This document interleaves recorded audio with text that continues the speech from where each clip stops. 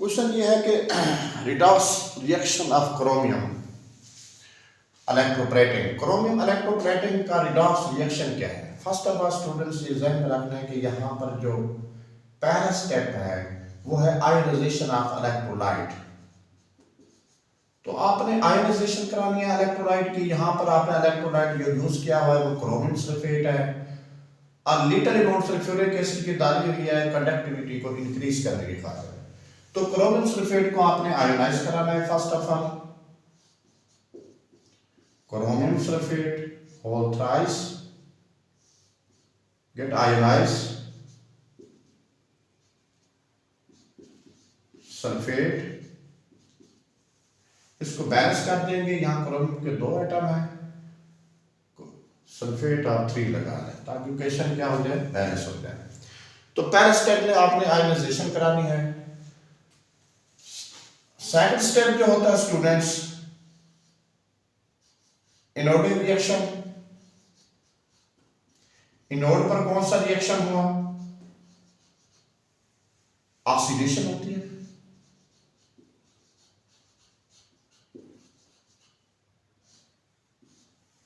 Inode पर हमेशा oxidation process होता है।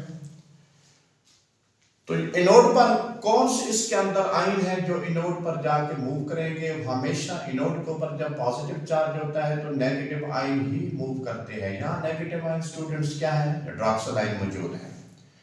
तो हाइड्रॉक्सिल आयन अगर 4 हाइड्रॉक्सिल आयन हम लिख लें तो एक हाइड्रॉक्सिल आयन के पास एक इलेक्ट्रॉन की एफिशिएंसी है। ये 4 इलेक्ट्रॉन यहां से लूज हो जाएंगे स्टूडेंट्स, 4 हाइड्रॉक्सिल एटम बन जाएंगे। अब इसी 4 हाइड्रॉक्सिल जो एटम है ये आपस में जब कंबाइन होते हैं वाटर का मॉलिक्यूल बनते हैं। इसका मतलब है जब 2 वाटर का मॉलिक्यूल बनेंगे स्टूडेंट्स, यहां पर हाइड्रोजन कितने होंगे? 4। तो यहां पर भी हाइड्रोजन कितने हैं? 4 है। और ऑक्सीजन कितने हैं? 2 है। यहां ऑक्सीजन 4 एटम है, बाकी 2 एटम की ऑक्सीजन के रहेंगे, एक मॉलिक्यूल बन जाएगा ऑक्सीजन गैस मॉलिक्यूल का। तो इस रिएक्शन का आप 1 स्टेप रिएक्शन भी स्टूडेंट लिख सकते हैं। ये मैंने क्लियर करने के लिए 2 स्टेप रिएक्शन बनाया। आप 1 स्टेप के अंदर भी शो कर सकते हैं। 4 हाइड्रॉक्सिल आयन लिखने के बाद इसमें आप 4 इलेक्ट्रॉन लूज करा दें और डायरेक्ट क्या बना दें? वाटर के मॉलिक्यूल और ऑक्सीजन गैस बना दें। अगर आप ऐसे लिख लें, आपकी मर्जी है, 1 स्टेप रिएक्शन भी शो कर सकते हैं। तो दोबारा समझ लें, ये नेगेटिव आयन है, इलेक्ट्रॉन की एफिशिएंसी है, 4 इलेक्ट्रॉन मैंने लूज कराए, 4 OH एटम बन गए, हाइड्रॉक्सिल एटम है।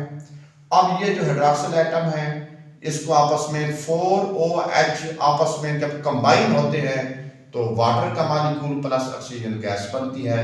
बैलेंस देख लें, 4 ऑक्सीजन एटम है, यहाँ पर भी 2 एटम ये हैं, 2 एटम ऑक्सीजन के ये हैं, और उसके बाद हाइड्रोजन एटम भी 4 है। यहाँ वाटर के मॉलिक्यूल में 4 एटम हाइड्रोजन के क्या है? मौजूद है।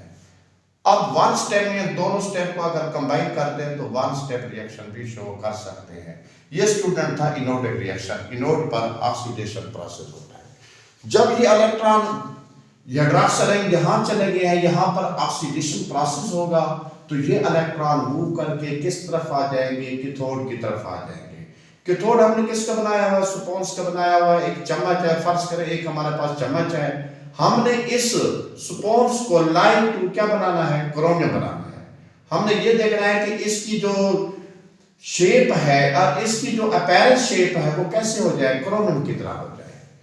तो फिर ये जब इलेक्ट्रॉन ये मूव करके इधर आएंगे स्टूडेंट्स, ये इलेक्ट्रॉन जब यहां पर आएंगे तो इधर से जो पॉजिटिव आयन क्रोमियम आयन है इस इलेक्ट्रोलाइट में, ये मूव करके कहां जाएंगे? इस स्पॉन्ज पे जाएंगे। वहां जाकर ये इन इलेक्ट्रॉन को क्या करेंगे? गेन करेंगे। वो हमारा होगा रिडक्शन प्रोसेस। अब तीसरा स्टेप हमारा आ गया रिडक्शन प्रोसेस। कहां पे होता है? कैथोड पे। याद रखना स्टूडेंट्स, रिडक्शन हमेशा कैथोड पे होती है। कैथोड हमारा क्या है? एक स्टील है, आयरन का एक बना हुआ चम्मच है, जिसको हमने क्रोमियम की तरह बनाना है। ये सपोज स्टूडेंट्स किसका है, Fe का, एरन का। तो वहां जाकर ये जो पॉजिटिव आयन है, क्रोमियम आयन है, वहां मूव तब करेंगे जब ये इलेक्ट्रॉन इधर आएंगे। ये इलेक्ट्रॉन कहां से आए स्टूडेंट्स, अभी बात क्लियर की है कि ये हाइड्रोक्साइड आयन जब इधर जाते हैं इलेक्ट्रॉन लूज करते हैं, फिर क्रोमियम आयन मूव करके वहां जाएंगे। अब जब क्रोमियम आयन मूव करके वहां जाएंगे तो ये इलेक्ट्रॉन को गेन करके अपने आप को न्यूट्रल कर देंगे। पहले ये सॉल्यूशन में थे, अब इसके नीचे AQ लिख लें, एक्वा सॉल्यूशन में थे। जब ये मूव करके इलेक्ट्रोड पर गए हैं तो फिर अपने आप को उसने डिपॉजिट कर दिया जो सॉलिड फॉर्म में हो गए। इधर देखें स्टूडेंट्स, ये positive ion chromium ion move करके इधर जा रहे हैं और मूव करने के बाद इसके ऊपर एक लेयर बनती जाएगी और ये लेयर किसकी होगी स्टूडेंट्स, क्रोमियम की होगी। अब इसकी अपैरेंट शेप क्रोमियम की तरह बन रही है। ये पॉजिटिव जो क्रोमियम आयन है यहां जाकर क्या हो जाते हैं, डिपॉजिट हो जाते हैं, वहां जाकर इलेक्ट्रॉन को गेन करते हैं। ये हमारा होता है रिडक्शन प्रोसेस। और रिडक्शन प्रोसेस कहां पे हो रहा है, एरन पे हो रहा है। एरन को ही हमने एज ए कैथोड बनाया हुआ है।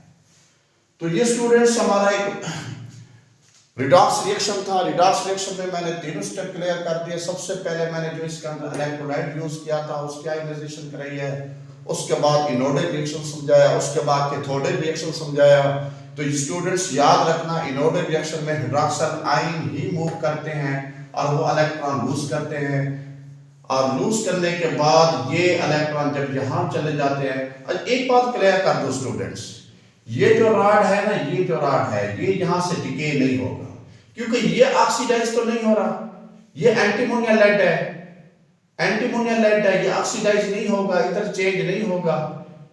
और यहां पर जो इलेक्ट्रॉन लूज कराए गए हैं वो एंटीमोनिया लेड के भी नहीं है, वो एक्चुअली किसके हैं, वो हाइड्रोक्साइड आयन जब वहां गए उनकी ऑक्सीडेशन हुई, उन्होंने इलेक्ट्रॉन लूज किया, वो इलेक्ट्रॉन मूव करके इधर गए हैं।